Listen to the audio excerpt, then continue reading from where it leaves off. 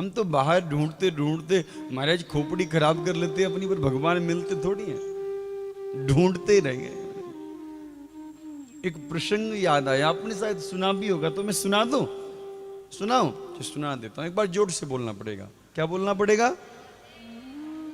तनिक जोर से बोलो। हाँ।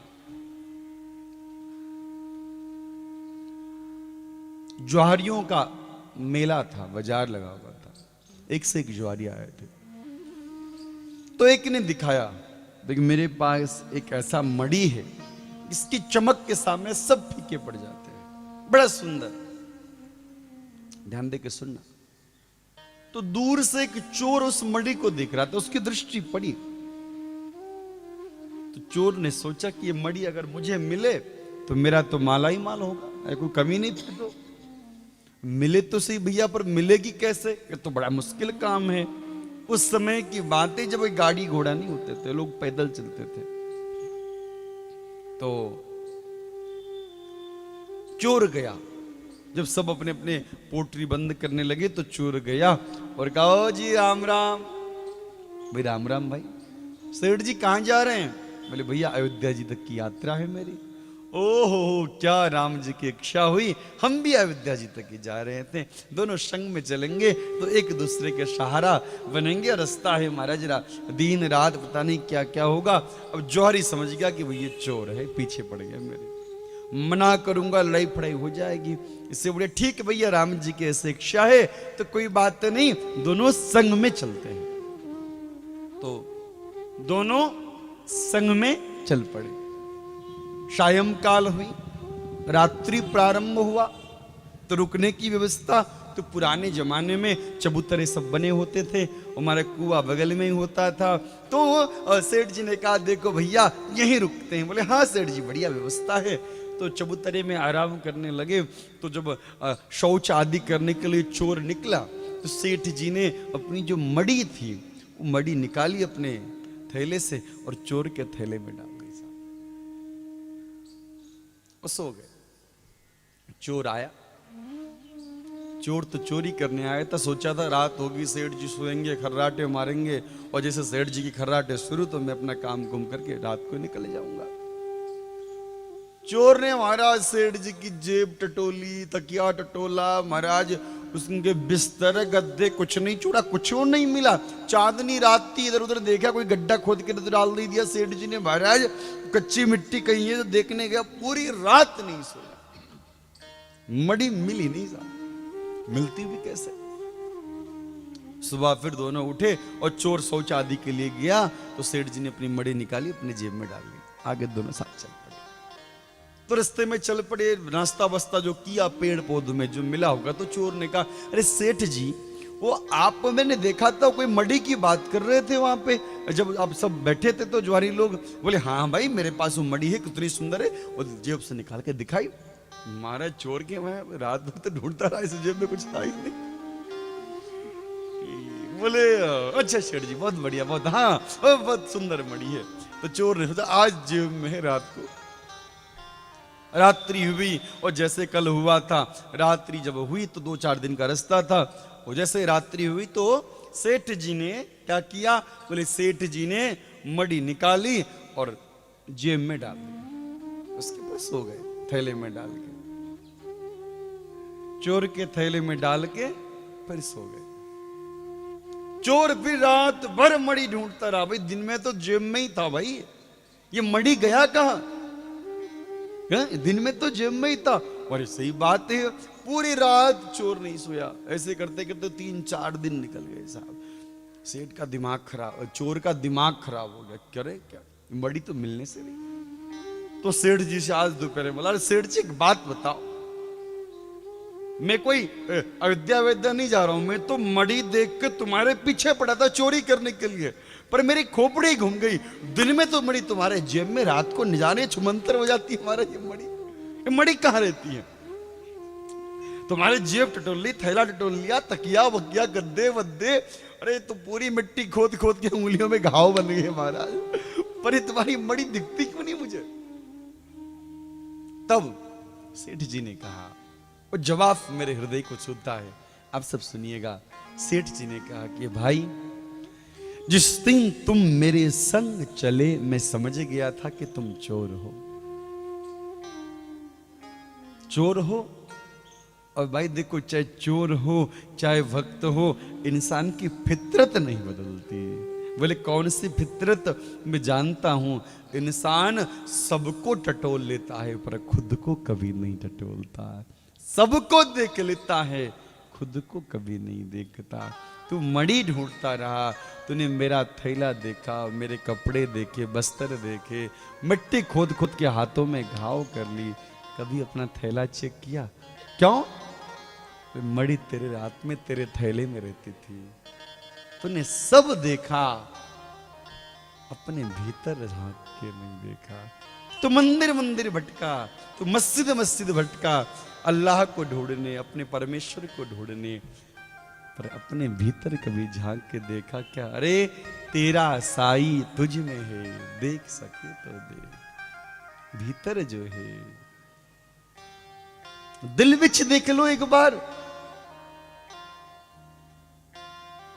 गोविंद यहां बैठा है। बस देखने की कला होनी चाहिए, हुनर होना चाहिए। वो हुनर आपको गोविंद तक पहुंचा देगा। और हुनर मिलेगी कथा में। इन 7 दिनों में अगर आपने हुनर पकड़ ली तो। क्लास में तो बहुत सारे बच्चे होते हैं और पढ़ाने वाला एक प्रोफेसर होता है, वो सबको एक ही तरह से पढ़ाता है, वो अलग अलग नहीं पढ़ाता। 100 विद्या स्टूडेंट्स है, प्रोफेसर साहब पढ़ा रहे हैं, सबको बराबर पढ़ा रहे हैं, पर कोई टॉप कर जाते हैं महाराज, कोई फेल हो जाते हैं, उसमें प्रोफेसर की क्या गलती है? प्रोफेसर सबको बराबर पढ़ाता है साहब। पर पढ़ने वाले के ऊपर है कि वो कितना ध्यान दे के पढ़ रहा है, कितना ध्यान दे के सुन रहा है, कितना उसको अपने भीतर अप्लाई कर रहा है। मैं बराबर सबको बताऊंगा एक ही बातें, आप पे डिपेंड करता है कि मेरी बातें आप कितना स्वीकार करते हैं, कितना संग में लेके जाते हैं। यहाँ से शाम को उठे तो बोले कपड़े झाड़ो, संग में महाराज जी की दी हुई बातें भी थोड़े बहुत झाड़ के चलो भैया, घर में बहुत बहुत प्रपंच पड़े हैं, अब सब बातें लेके जाएंगे तो घर कैसे चलेगा, बोले गृहस्थी कैसे चलेगी, मामला गड़बड़ा जाएगा। ऐसा नहीं, ऐसा नहीं।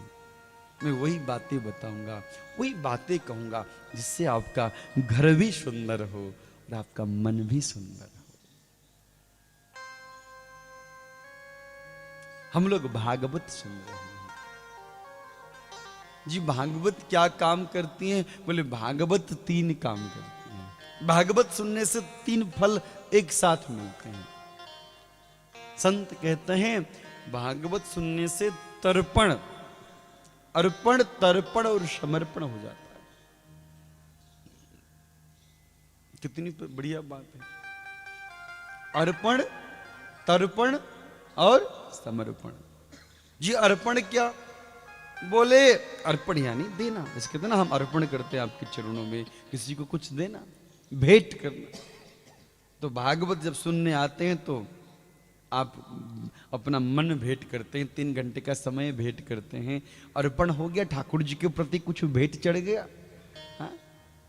और भेंट तो थाली में भी चढ़ाते हैं, वो तो अलग बात है, पर वो उसकी बात नहीं, इधर वाली भेंट की बात कर रहा हूं मैं, समझना मेरी बात को। भेंट अर्पण हो गया। तो शास्त्र कहते हैं भागवत जी की जब कथा आप सुनते हैं तो आपके पितर खुश होते हैं महाराज, कि वाह भाई वाह, हमारी संतति ने, हमारी वंशज ने भागवत जी की कथा सुनी, भगवान की कथा सुनी, 3 घंटे भगवान के श्री चरणों में लगाए। तो महाराज कथा सुनने से पितर प्रसन्न होते हैं और आशीर्वाद देते हैं महाराज। तो तर्पण भी हो गया। हम तो श्राद्ध में तर्पण करते हैं, इसलिए पितरों को, पितरियों को महाराज तृप्त करने के लिए, और कथा सुनने से पितृ तृप्त होते हैं, पितर तृप्त होते हैं। तो तर्पण हो गया कि नहीं हुआ? हो गया ना। अर्पण, तर्पण। और महाराज 7 दिन कथा सुन के आपका और हमारी बातों का लगाव हो गया, आप कथा से कनेक्टेड हो गए, तो हो सकता है यह मन जीवन भर के लिए गोविंद के चरणों में समर्पण हो जाए महाराज।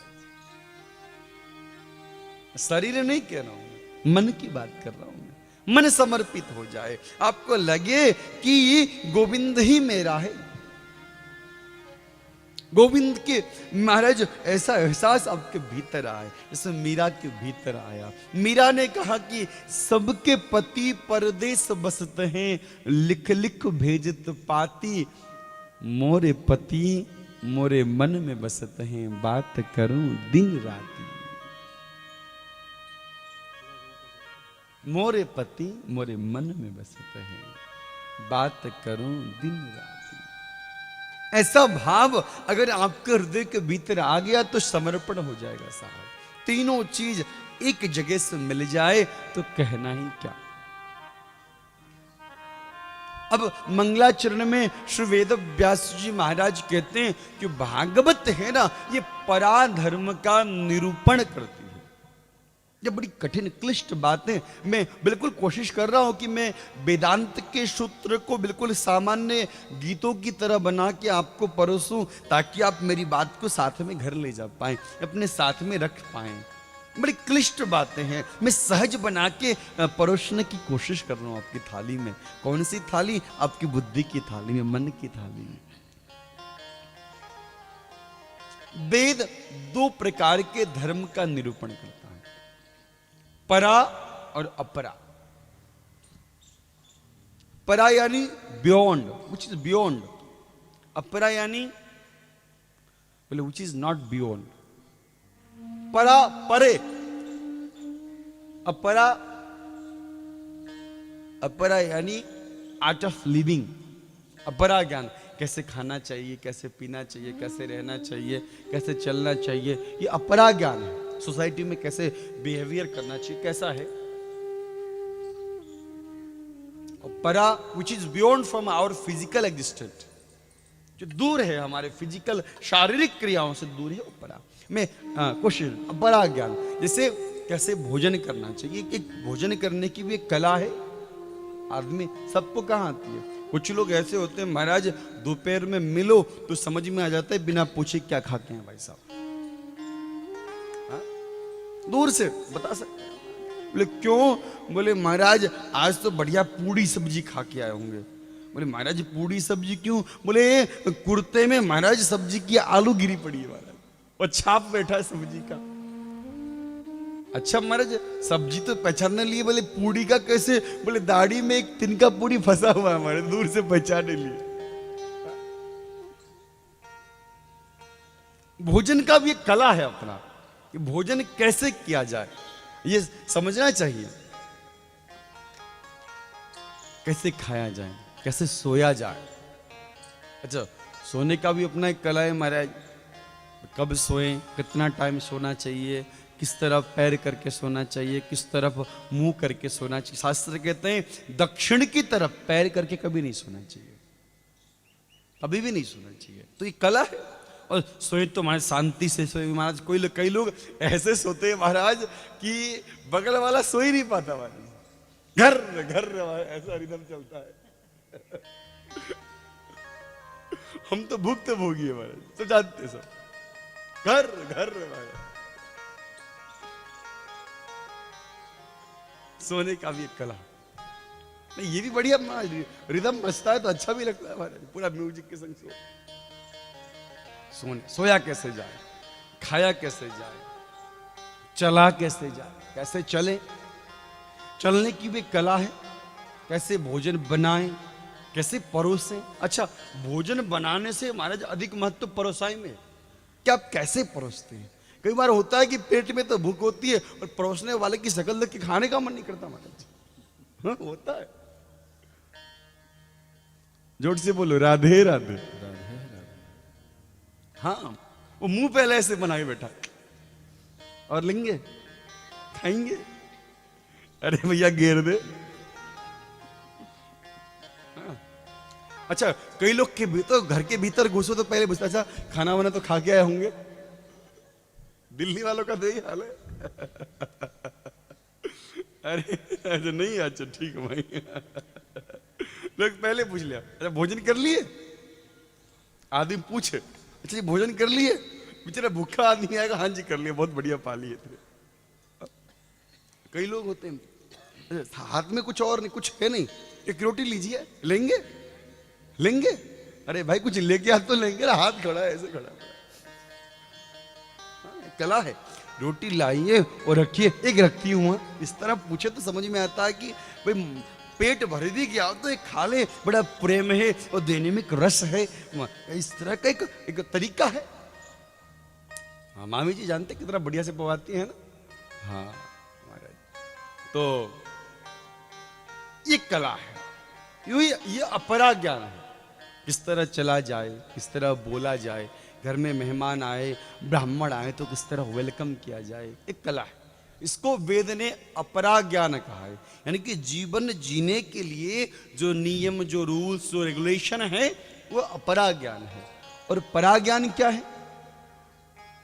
परा ज्ञान यह है कि जीवन के अलावा क्या है जो दिख रहा है, which is beyond from our physical existence, यानी जो हम हमारी शारीरिक क्रियाओं से दूर है। आप गंगा नहाने गए, नहाने की भी एक कला है।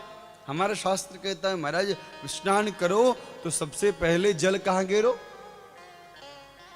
पाँव में। आजकल तो पहले तो वह ठंडा पानी से सब स्नान करते थे, आजकल तो हमारा सब गीजर, सबके घर में गीजर लगे हैं, गर्म पानी। और हमारा पता पड़ा गर्म पानी इतनी तेज खुलती खोपड़ी के बाल साफ हो जाए हमारे पूरे के पूरे एक बार में, मुश्किल है। तो बोले सबसे पहले जल पैरों में गिरना चाहिए, जिससे शरीर का टेम्परेचर मेंटेन होता है। शरीर को पता चलता है इतने टेम्परेचर का जल मेरे पास आ रहा है, तो अपने आप को उस तरह का बना लेता है शरीर। डॉक्टर कहते हैं बात, हम भी, शास्त्र कब से कहता है स्नान करो तो सबसे पहले गंगा जी में नहाने जाओ तो सबसे पहले क्या जाएंगे? पैर जाएंगे, चरण जाएंगे, प्रणाम कर लिए। महाराज अपरा ज्ञानी है ये कि नहाने की शुरुआत पैरों से हो, और परा ज्ञानी है कि महाराज गंगा जी भगवान विष्णु के पैरों से निकली है, और जब जल में पैर प्रवेश करे तो भगवान विष्णु की आ रहा है महाराज। ये परा ज्ञान है। जल कटी पर आए तो याद करे कि ब्रह्मा जी के कमंडलू से महाराज गंगा आई है, तो ब्रह्मा जी की याद आए। और जब जल महाराज सर पे पहुंचे तो हर हर महादेव करके शंकर जी को याद किया जाए, यही परा ज्ञान। शंकर की जटा से गंगा आई, विष्णु के पद से ब्रह्मा के कमंडल में होते हुए जो गंगा आई याद किया जाए, ये सिंपल है।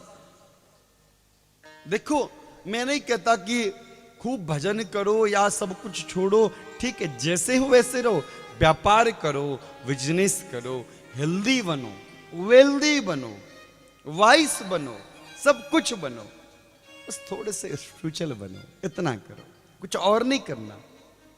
भाव से, मन से। देखो आध्यात्मिक पथ और आध्यात्मिक बनना ये मन का विषय है, शरीर का विषय नहीं है। शरीर जिस काम में लगा है, जिस व्यापार में लगा है, उसको लगाइए, मुझे कोई प्रॉब्लम नहीं उससे, ना किसी को होगी। मन से थोड़े आध्यात्मिक बनो, संतों का संग करो। अच्छा जी, संतों का संग क्यों करें? बोले उनमें और हम में क्या अंतर है? बोले कोई अंतर नहीं, वो दिखने में वैसे वो भी इंसान, हम भी इंसान। और कहो तो वो भी दाल रोटी खाते होंगे, हम भी वही खाते हैं, उनको भी पैसा चाहिए, हमको भी पैसा चाहिए, तो साधु और हम में क्या अंतर है? सदगुरुदेव भगवान कहते थे बेटा साधु और सामान्य व्यक्ति में एक ही अंतर है। बोले गुरुदेव क्या अंतर है? बोले संत जले दिए हैं और हम सब बुझे दिए हैं। दीपक हम भी हैं, पर हमारे भीतर का जो दीपक है ज्ञान का वो बुझ गया है। तो महाराज ये बुझा दीपक जलेगा कैसे? बोले किसी जले हुए दीप से बुझे हुए दीप को जोड़ोगे तो अपने आप प्रकाशित हो जाएगा। हम सुंदर दिए हैं, कोई कमी नहीं है। एक माई शिव मंदिर में हीरे का दीपक बना के लेगी। किसका? हीरे का। साहब बाती वाती लगा के हीरे का दीपक बना के ले गई, माचिस ले जाना भूल गई और जाके खड़ी हो गई। कोई आए तो दिया जलाया जाए। दिया तो है हीरे का, दिखने में बड़ा सुंदर है, हमारे चमक मार रहा है, पर माचिस की तिली है नहीं। तो दूर से एक माई ने देखा कि एक डोकरी पहले से ही खड़ी है मंदिर में। तो सोने का दिया दीपक निकाला और सोची तो वो पहले से पहुंची है तो माचिस लेके गई होगी, तो बिना माचिस लिए भी चली गई। हीरे का दीपक सोने का दीपक लेके गई। अरे लेकिन ये बनना, हम तो तुझे देख के आई। तीसरी आई चांदी का दीपक लेके। देखते देखते 50 माई इकट्ठा हो गई दीपक ले लेके। एक दूसरे को देख लिया, 4 पड़ी है माचिस, कोई तो लेके गई होगी। 5 पड़ी है। करते करते सब बिना दीपक के पहुंचे। मेरी बात समझना, मैं क्या कहना चाह रहा हूं। कोई हीरे का दीपक लेके गया है, कोई चांदी का, कोई सोने का दीपक लेके गया है। देखने में सुंदर है पर जले नहीं अभी। उतने में दूर से एक डोकरी आई, एक टूटे से मिट्टी के दिए में घी डाल के घर से दिया जला के लेके आई। सब उसके पीछे पड़ गई, अपने दिए से मेरा दिया भी जोड़ ले, मेरा दिया भी जोड़ ले, मेरा दिया भी जोड़ ले। और महाराज 50 हीरो से भरा, चांदी से लदा और सोने से लदे दिए में उस मिट्टी के टूटे हुए दिए ने ज्योति प्रदान की तो सब जगमगा उठे, भीतर भी प्रकाशित और बाहर भी प्रकाशित। इसी तरह एक फकीर, एक साधु महाराज जला दिया लेके जब समाज के बीच में आता है तो हम सबके भीतर जो अंधकार है उसको जला के महाराज सुंदर प्रकाशित कर देता है। एक शायर ने कहा कि माना कि अंधेरा घना है, माना कि अंधेरा घना है, पर दीपक जलाना कहां मना है। शाहम बोली अंधकार तो वर्षों की है, जन्म जन्मों की है, पर इतनी जल्दी एक कथा सुनने से कैसे प्रकाशित होगी, असंभव है भाई। जन्म जन्मांतर की अंधकार भीतर भरी पड़ी है। तो संत कहते हैं भैया एक बात बताओ, कोई कमरा आपका 10 साल से बंद था, कितने साल से अंधेरा था बिल्कुल। अब आप बताओ जो कमरा 10 साल से अंधेरा था, क्या उसको उजाला करने में भी 10 साल लगेंगे? हाँ, कितना समय लगेगा? 1 मिनट बस, जाओ दिया जलाओ, प्रकाशित हो जाएगा। इसी तरह हमारा हृदय, हमारा मन तो हमारे कर्मों की वजह से जन्म जन्मांतर से अंधा पड़ा है महाराज, काला पड़ा हुआ है। पर ऐसा ज्ञान का दीपक कथा से आप जला लो भीतर तो मिनट में साफ हो जाएगा, मिनट में। बस ये निवेदन है, जय हो, ये निवेदन है। श्री सुखदेव जी महाराज के स्पर्श से तोता जो है ना वो किसी फल पे मुंह नहीं मारता ऐसे। यूं समझ लो या तोते का मुंह लगाया हुआ फल मीठा होता है, यूं समझ लो या मीठे फल में ही तोता चोंच लगाता है। तो श्री सुखदेव जी महाराज के श्रीमुख से निश्रित होने की वजह से भागवत जी की कथा और भी मीठी हो गई और भी सुंदर हो गई। श्री सुखदेव जी महाराज कहते हैं, सुत जी महाराज कहते हैं, शौनक आदि मुनि, अरे संतगण आप समझिए, ये जो कथा है जीवन की व्यथा को मिटाने वाली है। और कहूं तो निगम कल्प तरोर गलितम फलम सुख मुखाद अमृत द्रवसंयुतम पिबत भागवतम रसमालयम मुहुरहो रसिका भूई भाव का। ये वेद रूपी वृक्ष का पका हुआ फल है भागवत जो है, बिना गुठली और बिना छिलके का। बोले कितना पी सकते उतना पियो। कौन पिए? बोले रसिक जन पिए, भावुक जन पिए, जिनका हृदय गोविंद से जुड़ा हो वे महाराज गोविंद के प्यारे पिए। सब इस रस का पान करें। श्री शौनक आदि महात्माओं ने प्रश्न किया सूत जी से, सूत जी हमारे मन में तो बहुत सारे सवाल है। बोले क्या सवाल है? बोले इंसान का वास्तविक कल्याण किसमें है? सभी शास्त्रों का सार क्या है? भगवान के कितने अवतार हुए, भगवान क्यों अवतार लेते, क्यों धरा पर आते हैं? और कृष्ण लीला सुनाइए जरा, कृष्ण भगवान क्यों आए? और जब भगवान कृष्ण इस धराधाम को छोड़ के गए तो धर्म कहां गया? सूत जी महाराज ने सुखदेव भगवान को प्रणाम किया। यम प्रव्रजंत मनुपेतम अपेत कृत्यम द्वैपायनो विरह कातर आजुहावा पुत्रेति तन्मया तया तरवो विनेदुस तम सर्वभूत हृदय मुनिमान तस्मी। बोले सुखदेव जी भगवान की जय। श्री व्यास जी को प्रणाम किया। तब कहते हैं कि सवई पुंसा परो धर्मो यतो भक्ति यदोक्षजे। हम चाहे कितनी भी क्रिया करें, उन सब क्रियाओं का मुख्य सार भगवान श्री हरि के श्री चरण कमलों में मन को लगाना है, कुछ और नहीं। चाहे घर में सत्यनारायण भगवान की पूजा करवा लो, चाहे ब्राह्मण को जिमाने बुलाओ, चाहे शिव जी के ऊपर जल गिराओ, ये सब जितनी भी क्रियाएं हैं, सब भगवान के प्रति मन में प्रेम बढ़े इसलिए की जाती है।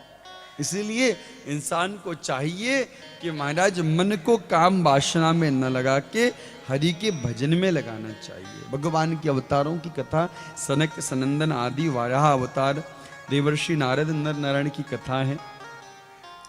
एते चांस कला पुंसक कृष्णस्तु भगवान स्वयं और इंद्रारिव्या कुलम लोके मृणयंती युगे युगे। भगवान के कई अवतार हुए, मुख्यतः 24 अवतार बताए गए और कृष्ण और राम भगवान स्वयं बन के आए। भगवान के अनेक रूप हैं, हरि अनंत, हरि कथा अनंत। मैंने कहा कि कण कण भगवान के ही रूप है। और आगे श्रीमद् भागवत की रचना के विषय में सौनक आदि प्रश्न करते हैं, तो सूत जी महाराज इस बात को बताते हैं। वेदव्यास नाम के एक मुनि हैं, अपने आश्रम में सरस्वती नदी के तट पर रहते हैं। मन बड़ा खिन्न है। देवर्षि नारद का आगमन हुआ, प्रणाम किया और प्रणाम करके पूछा कि देवर्षि मेरा मन बड़ा बेचैन रहता है आजकल। इतने शास्त्र लिख दिए, उसके बाद भी मेरा मन इस तरह का बेचैन होना बात समझ में आती नहीं। तो श्री नारद जी महाराज ने जो बात कही, बात आप सब ध्यान से सुने। नारद जी ने कहा कि व्यास जी आपने लिख तो दी, पर सब ज्ञान की बातें, उसमें ज्ञान ही ज्ञान भरा है और बिना भक्ति का ज्ञान नीरस होता है, बिना भक्ति का ज्ञान जर्जर होता है। थोड़ा भक्ति का मिठास मिलाइए ना, थोड़ा प्रेमियों की बात कीजिए ना, थोड़ा रस का चर्चा कीजिए ना। महाराज ज्यादा नीम पुराने जमाने में जब बच्चा दवाई नहीं खा पाता था ना, तो बड़े बुजुर्ग लोग दवाई में थोड़ा शहद मिला के चटा देते। बोले थोड़ा शहद मिला दोगे तो हमारा बच्चा चाट लेगा और औषधि अपना काम कर लेगी। तो श्री नारद जी महाराज ने कहा इतनी ज्ञान की बात करोगे तो कोई दवाई खाएगा नहीं, थोड़ी भक्ति की मीठी मीठी शहद मिला दो इसमें, तो मीठे भक्ति के संग में और आजकल के महिरू बिहारी के लोग थोड़ा बहुत ज्ञान भी पी लेंगे।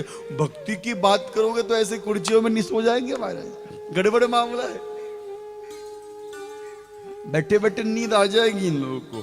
तो क्या करें? बोले भागवत जी की रचना करो जिसमें भगवान के मधुर मधुर चरित्रों का निरूपण किया गया हो। तो श्री नारद जी ने समझाया, सुनो व्यास जी, मैं पूर्व जन्म में एक दासी का पुत्र था और मेरी मां एक ब्राह्मण के घर में सेवा करती थी। चतुर्मास के लिए संत पधारे और मैं सेवा में लग गया और संतों का ऐसा रंगत चढ़ा, 4 महीने कब निकले पता नहीं चला। और 4 महीने बाद जब साधु जाने लगे तो मेरी हालत खराब हुई। अरे महाराज मुझे भी अपने संग ले जाइए। और ना भाई, जब तक माँ है पिता हैं तो सेवा करनी चाहिए। तो नारद जी कहते मेरे पिताजी तो थे नहीं, पर माता जी की वजह से संत मुझे लेके नहीं गए। संतों ने कहा कि देखो नारद जी, माँ से बढ़कर पिता से बढ़कर कोई भगवान नहीं, इनकी सेवा करो, यहीं रहो। माँ तो माँ है महाराज। तो नारद जी बड़े दुखी हैं, काश मेरी माँ न होती तो साधु के संग चला जाता। कभी कभी ठाकुर जी सुन लेते हमारे। शाम को माँ गाय दोहने गई और एक सांप आके काट लिया। नारद जी ने अपनी माता जी का अंतिम संस्कार किया। एक आंख से गर्म आंसू और एक आंख से शीतल आंसू निकले महाराज। जब हम दुखी होते हैं तो जब आंखों से आंसू निकलती तो आंसू गर्म रहते हैं। खुश होता है इंसान तो शीतल आंसू निकलता है, खुशियों के आंसू ठंडे होते हैं। नारद जी के महाराज स्थिति गंभीर रही, खुशियों के आंसू भी है, दुख के भी हैं। पर जब तक माता जी थी तब तक तो माता जी का महत्व समझ ना पाए। मां चल बसी तो समझ में आया मां होती क्या है। जब तक बच्चा अपने मां के संग में रहता है तब वो अपनी माता जी का महिमा, अपने पिताजी का महिमा कभी समझ नहीं पाता, उसको लगता ही नहीं। जब सिर से साया हट जाता है ना तब धूप और बारिश का पता पड़ता है साहब। जब तक माँ बाप तलवार की तरह, साये की तरह तुम्हारे सामने हैं, न कभी धूप आएगी जीवन में, न कभी कोई दुख आएगा, न कोई विपत्ति आएगी। जो आएगी पहले खड़े महाराज थामने के लिए।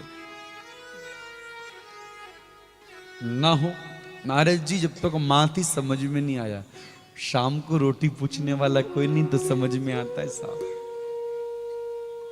ये अनुभव का विषय हम बता रहे हैं। घर में कोई बालक रहे और मां के बेटा रोटी खा ले, जी खा लिया, नहीं खाना, अरे खा ले, नहीं खाएगा। रात को 12 बजे भी उसका कमरा खटखटा के रोटी रख के आएगी मां। जो बच्चा कभी हॉस्टल रहा हो उससे पूछ लेना, जब उसने किसी पे गुस्सा हुआ हो और कह दिया कि आज नहीं खाना तो पलट के कोई नहीं आया खा ले भाई पूछने के लिए, रात को भूखा ही सोया होगा वो। मुझे अनुभव है, मैं तो बचपन से आश्रमों में रहा, हॉस्टल में रहा, तो इस बात का मुझे पूरा अनुभव है साहब। किसी दिन मान लो किसी दोस्त से रूठ गया, जब मन खराब हो गया, तो मनाने वाला कोई नहीं आपको। थोड़ा सा बुखार भर आ जाए ना, रात भर मां नहीं सोती, रात भर महाराज पट्टी करती रहेगी, पट्टी करती रहेगी। बच्चा सो भी जाएगा, उसको नींद भी आ जाए, मां नहीं सोती साहब।